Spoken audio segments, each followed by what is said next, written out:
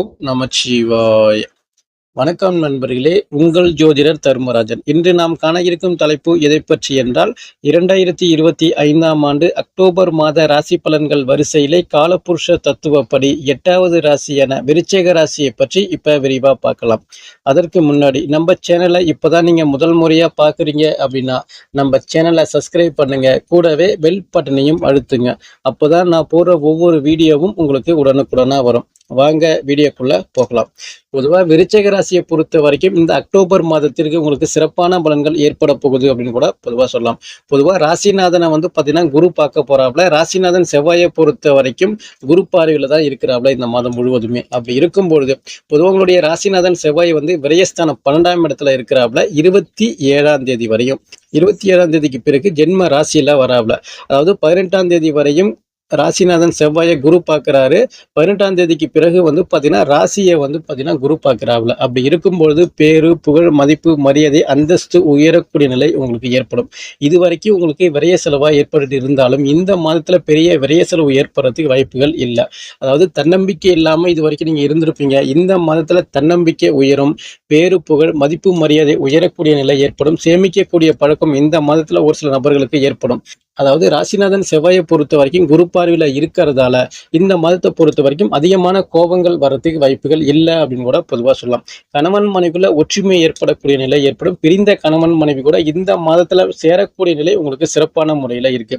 குடும்பஸ்தானாதிபதி குருவை பொறுத்த வரைக்கும் 8ஆம் இடத்துல மறைஞ்சு இருக்கிறாப்புல. 18ஆம் தேதிக்கு பிறகு 9ஆம் இடத்துல குரு உச்சம் அடைகிறாப்புல கடகத்துல. 2ஆம் அதிபதி 8ஆம் இடத்துல மறையிறது அப்படிங்கிறது குடும்ப வாழ்க்கையை பொறுத்த வரைக்கும் போராட்டங்கள் நிறைந்த வாழ்க்கை அப்படிங்கிற மாதிரி உங்களுக்கு ஏற்பட்டு இருந்தாலும் இந்த மாதத்துல 18ஆம் தேதிக்கு பிறகு குரு உச்சம் அடைந்து ராசியை பார்க்கறதால பொதுவாக குடும்ப வாழ்க்கை உங்களுக்கு சிறப்பான முறையில் ஏற்படும். நல்ல வருமானங்கள் ஏற்படும். பேச்சு மூலமான நல்ல வருமானங்கள் ஏற்படக்கூடிய நிலை உங்களுக்கு ஏற்படும். குடும்பத்தில் ஒரு மதிப்பு, மரியாதை, அந்தஸ்து உயரக்கூடிய நிலை உங்களுக்கு இருக்கு. பொதுவாக குடும்பஸ்தானாதிபதி உச்சம் அடைஞ்சாவே நல்ல வருமானங்கள் ஏற்படுறது, குடும்ப வாழ்க்கை சந்தோஷமா செல்லக்கூடிய நிலை ஏற்படும். அதாவது வீட்டில் நல்ல வருமானங்கள் இருந்தாவே சண்டை சச்சரவு பெருசாக வரத்துக்கு வாய்ப்புகள் இல்லை அப்படின்னு கூட பொதுவாக சொல்லலாம். 3ஆம் அதிபதி 4ஆம் அதிபதி சனீஸ்வரரை பொறுத்த வரைக்கும் 5ஆம் இடத்துல வக்ர நிலை இருக்கிறாப்ல. பொதுவா 4ஆம் இடத்துல ராகு இருக்கிறாப்ல. பொதுவா முயற்சி ஸ்தானாதிபதி சனீஸ்வரரை பாத்தீங்கன்னா குரு பார்க்கிறாரு. 18ஆம் தேதிக்கு பிறகு முயற்சிகள் வெற்றி பெறும். சிறு தூர பயணங்களால ஆதாயங்கள் ஏற்படுறது. சகோதரர்கள் வழியில இருந்து வந்த பிரச்சனைகள் இந்த மாதத்துல குறையறதுக்கு வாய்ப்புகள் உருவாகும். அதாவது பேப்பர், பேனா ஒர்க்கு, ரிஜிஸ்டர் ஒர்க்கு, ஒப்பந்தங்கள் மூலமான கையெழுத்து ஒர்க்கு அப்படிங்கிறது 18ஆம் தேதிக்கு பிறகு முயற்சி பண்ணீங்கன்னா உங்களுக்கு வெற்றி பெறும்.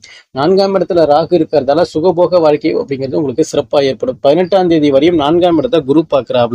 வீடு, வண்டி, வாகனம், தோட்டம், துறவு, அசைய சொத்துக்கள் வாங்கணும்னு ஆசைப்பட்டீங்கன்னா தாராளமா இந்த மாதத்துல நீங்க முயற்சி பண்ணலாம். ஏன்னா சுகஸ்தானாதிபதி 4ஆம் அதிபதி குரு பார்க்கறதால இது வரைக்கும் நான் வாடகை வீட்டுல தான் இருக்கிறேன், சொந்த வீடு பக்கம் நான் எப்பதான் போறது அப்படின்னு சொல்றவங்களை பொறுத்த வரைக்கும் இந்த மாதத்துல முயற்சி பண்ணீங்கன்னா உங்களுக்கு வெற்றி அப்படிங்கிறது நிச்சயம்.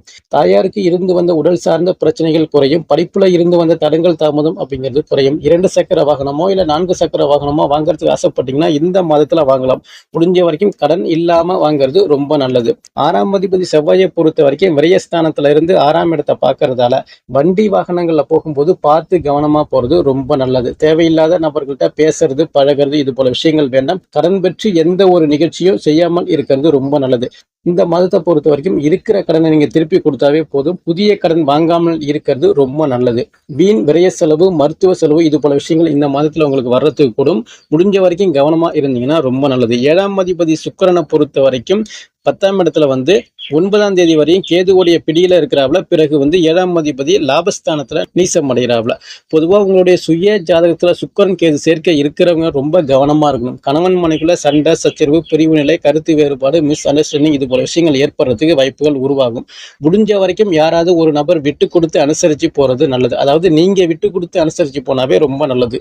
மனைவிக்காக செலவு பண்ணக்கூடிய நிலை இந்த மாதத்தில் அதிகமாக ஏற்படும். குழந்தைகளுக்காக செலவு பண்ணக்கூடிய நிலை இந்த மாதத்தில் அதிகமாக ஏற்படும். குடும்பத்திற்காக செலவு பண்ணக்கூடிய நிலை இந்த மாதம் உங்களுக்கு அதிகமாக ஏற்படும். ஏன்னா 7ஆம் அதிபதியை பொறுத்த வரைக்கும் வலு குறைஞ்சு இருக்கிறதால வாழ்க்கை துணைவிக்கு செலவு பண்றது, உறவினர்களுக்கு செலவு பண்றது, குழந்தைகளுக்கு செலவு பண்றது, இந்த மாதிரியான நீங்க செலவு பண்ணக்கூடிய நிலை அதிகமா ஏற்படும் உங்களுக்கு.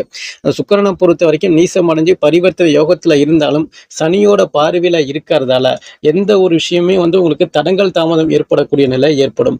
கூட்டு தொழில் செய்யக்கூடிய நபர்களை பொறுத்த வரைக்கும் இந்த மாதத்துல வந்து பாத்தீங்கன்னா உங்களுக்கு நல்ல வருமானங்கள் ஏற்படும். இருந்தாலும் கொஞ்சம் பார்த்து கவனமா நீங்க செயல்படுறது ரொம்ப நல்லது. அந்த கணக்கு வழக்கு பார்க்கும்போது தேவையில்லாத மனஸ்தாபங்கள் வர்றது, தேவையில்லாத வாக்குவாதங்கள் ஏற்படக்கூடிய நிலை ஏற்படும். அதனால முடிஞ்ச வரைக்கும் கவனமா இருங்க. 5ஆம் அதிபதியை பொறுத்த வரைக்கும் 8ஆம் இடத்துல மறைஞ்சிருக்கிறாப்புல. 18ஆம் தேதிக்கு பிறகு 9ஆம் பாவகத்துல குரு உச்சம் அடைகிறாரு.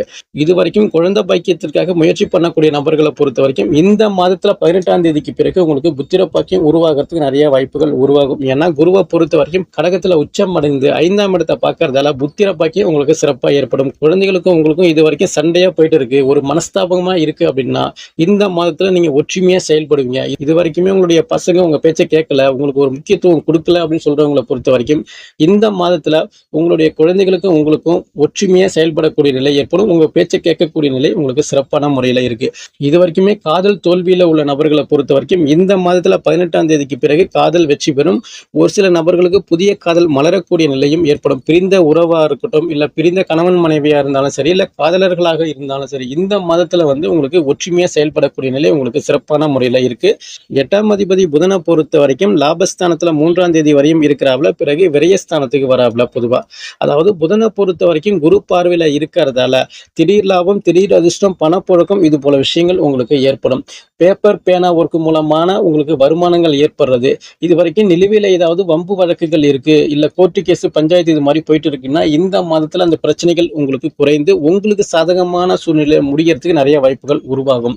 உங்களுக்கு வர வேண்டிய காசு பணம் அப்படிங்கிறது இந்த மாதத்துல உங்களுக்கு வர்றது, அதே போன்று ஏதாவது கடன் இருந்துச்சுன்னா அதை திருப்பி கொடுக்கக்கூடிய நிலையும் உங்களுக்கு ஏற்படும். 9ஆம் இடத்துல குரு போறதால வந்து பாத்தீங்கன்னா பூர்வீக சொத்து, பூர்வீக இடம், பூர்வீக சம்பந்தமான விஷயங்கள் ஏதாவது இருந்துச்சுன்னா இந்த மாதத்துல கொஞ்சம் குறையறதுக்கு வாய்ப்புகள் உருவாகும். 10ஆம் இடத்துல கேது இருக்கிறாப்ல. 10ஆம் அதிபதி சூரியனை பொறுத்த வரைக்கும் லாபஸ்தானத்துல 17ஆம் தேதி வரையும் இருக்கிறாரு சனியோட பார்வையில. பிறகு வந்து விரயஸ்தானம் 12ஆம் இடத்துல வந்து நீசம் அடைகிறாப்ல. பொதுவா அதாவது வேலை பார்க்குற இடத்துல ரொம்ப கவனமா இருங்க. ஏன்னா தொழில் ஸ்தானாதிபதி வந்து பாத்தீங்கன்னா சூரியனை பொறுத்த வரைக்கும் 17ஆம் தேதி வரையும் சனியோட பார்வையில இருக்கிறாப்ல. பிறகு வந்து தொழில் ஸ்தானாதிபதி சூரியன் வந்து நீசம் அடைஞ்சு இருக்கிறதால வேலையில பிரச்சனை, வேலை செய்யற இடத்துல பிரச்சனை, மேல் அதிகாரி தொல்லை, சக ஊழியர்களோட ஒரு சில வாக்குவாதங்கள் அப்படிங்கிறது ஏற்படுறதுக்கு வாய்ப்புகள் உருவாகும். உங்களுடைய சுய ஜாதகத்துல சூரியன் வலு குறைஞ்சி இருக்கு, உங்களுடைய சுய ஜாதகத்துல தசா புத்தி வலுவா இல்லை அப்படின்னா இந்த மாதத்தை பொறுத்த வரைக்கும் நீங்க வேலை செய்யற இடத்துல ரொம்ப கவனமா இருக்கணும். யார் என்ன சொன்னாலும் முடிஞ்ச வரைக்கும் விட்டு கொடுத்து அனுசரிச்சு போறது ரொம்ப நல்லது. தொழில் பண்ணக்கூடிய நபர்களை பொறுத்த வரைக்கும் தொழில வந்து ஏற்ற இறக்கம் இது போல விஷயங்கள் ஏற்படும். அதனால முடிஞ்ச வரைக்கும் இந்த மாதத்துல வேலை செய்யக்கூடிய நபர்களாக இருந்தாலும் சரி, இல்ல தொழில் பண்ணக்கூடிய நபர்களாக இருந்தாலும் சரி, ஒரு சில நெகட்டிவ் விஷயங்கள் ஏற்பட்டாலும் நீங்க தான் கொஞ்சம் அமைதியான முறையில கடந்து செல்ல வேண்டும். அரசு பணியில் உள்ள நபர்களை பொறுத்த வரைக்கும் இந்த மாதத்துல கொஞ்சம் கூடுதல் கவனத்தோட நீங்க இதை வேலை பார்க்கறது ரொம்ப நல்லது. உங்களுக்கும் பொதுமக்களுக்கும் ஒரு சில வாக்குவாதங்கள் வரக்கூடிய நிலை ஏற்படும். அரசியல்வாதிகளை பொறுத்த வரைக்கும் இந்த மாதத்துல தேவையில்லாத நபர்கள்ட்ட நீங்க பேசுறது, தேவையில்லாத ஒரு சில வார்த்தைகள் விடுறது இது போல விஷயங்கள் உங்களுக்கு ஏற்படலாம். முடிஞ்ச வரைக்கும் பார்த்து கவனமா நீங்க பேசுறது ரொம்ப நல்லது. பொதுவெளியில போகும்போதா இருக்கட்டும், இல்ல பொதுவெளியில நீங்க ஒரு சில வார்த்தைகள் பேசும்போதா இருக்கட்டும், ஒரு முறைக்கு இருமுறை யோசிச்சு நீங்க பேசுறது ரொம்ப நல்லது. லாபஸ்தானாதிபதி புதனை பொறுத்த வரைக்கும் 3ஆம் தேதி வரையும் புதன் உச்சம் அடைகிறாரு. பிறகு விரயஸ்தானத்துக்கு வராவுல. பொதுவா குரு பார்வையில இருக்கிறதால பொதுவா லாப நோக்கோடு செயல்படக்கூடிய நிலை உங்களுக்கு ஏற்படும். லாபஸ்தானத்துல அங்க வந்து சூரியன் இருக்கிறாவுல. பொதுவா அதாவது எவ்வளவு வருமானங்கள் வந்தாலும் அதை செலவு அப்படிங்கிற மாதிரி உங்களுக்கு இந்த மாதத்துல ஃபுல்லாவே போயிடும். அதாவது பேப்பர் பேனா ஒர்க்கு டாக்குமெண்ட் விஷயத்துல ரொம்ப கவனமா இருங்க. வெளிநாடு செல்ல நான் முயற்சி பண்ணிட்டு இருக்கிறேன், வெளிநாடு செல்றதுக்காக நான் ரொம்ப நாளா என்னுடைய கனவு ஆசைகள் அப்படின்னு சொல்றவங்களை பொறுத்த வரைக்கும் இந்த மாதத்துல கொஞ்சம் யோசிச்சு பொறுமையா செயல்படுறது ரொம்ப நல்லது. விரயஸ்தானாதிபதி சுக்கிரனை பொறுத்த வரைக்கும் கேதுவுடைய பிடியில இருக்கிறாப்புல. பிறகு நீசம் அடைஞ்சு பரிவர்த்தனை யோகத்துல இருக்கிறதால இந்த வெளிநாட்டு கனவு அப்படிங்கிறது இந்த மாதத்துல கொஞ்சம் தள்ளி வைக்கிறது ரொம்ப நல்லது. வெளிநாட்டுல உள்ள நபர்களை பொறுத்த வரைக்கும் சொந்த ஊர் பக்கம் வரத்துக்கு ஆசைப்பட்டீங்கன்னா தாராளமா வரலாம். அதே போன்று இரவு நேர பயணத்தை முற்றிலும் தவிர்ப்பது நல்லது.